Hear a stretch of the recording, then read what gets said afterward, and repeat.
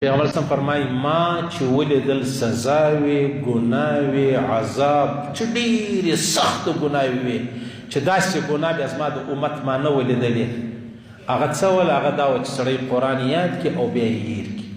دا په کبیره ګناهو کې ده. اوس نو ته وایې چې مولوي صاحب نو موږ قرآنونه نه دي یاد کړي. کله کله یو سړی په چله کې په ځواني کې تللی دی سوره ملک تبارک الذي سوره واقعه دا یاد کړي دي یا دغه رقم سوره یاسین یاد کړي دي یا 10 سورتونه یاد کړي دي یا 20 سورتونه بیا جن یې سوي دي. نو دا پیغمبر مبارک ته دی بارک فرمایلی دي ما چې ولیدله د امت ګناوې ما ته راښکاره کړې سخترین لویه ګناه. پیغمبر مبارک فرمایي وعرضت علي ذنوب امتي فلم ارى ذنبا اعظم من سوره من القران او ايه اوتيها رجل ثم نسيها رواه ابو داود الترمذي. وای ما بیا داسې ګناه د چا ونه لیدله چې سخترینه ګناه وله چې هغه څوک دی قرآن یې یاد کړی دی هېر کړی دی یا یې سورت یاد کړی و هغه یې هېر کړی یا یو آیات یې هېر کړی و هغه یې هېر کړی دی. سخترین څومره لویه ګناه ده څومره لویه کبیره ګناه ده عزیزانو. څومره ډېر حافظان سته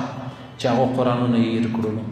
رالو کاروبار ته راولوېدل ته یو خبره زما واورئ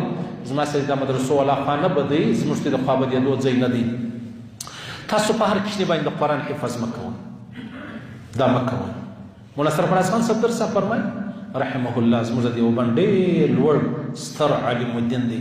هغوی زما 50 ساله تجربه دا ده چې تاسو په هر حالت قرآن مه یادوئ.